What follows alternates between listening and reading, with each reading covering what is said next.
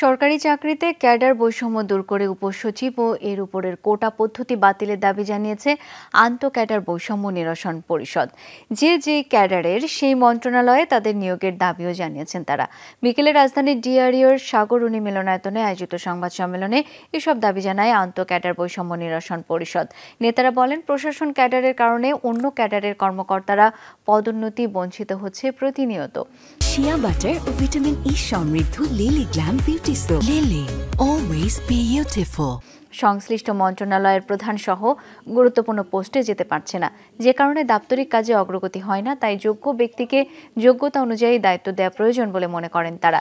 অভিযোগ করে বলেন, প্রশাসন ক্যাডারের কর্মকর্তারাই বিনা ভোটে নির্বাচনে বেশি সহায়তা করেছে, যদিও তারাই এখন মন্ত্রণালয়গুলো বড় বড় পদ দখল করে আছে।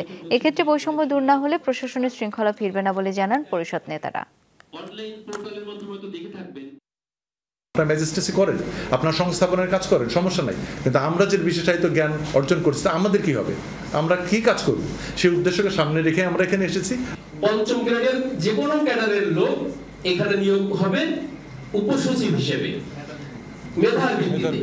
এর পরবর্তীতে তিনি তার যোগ্যতার স্বাক্ষর রেখে তার পদোন্নতি হয়ে তিনি হবেন সচিব।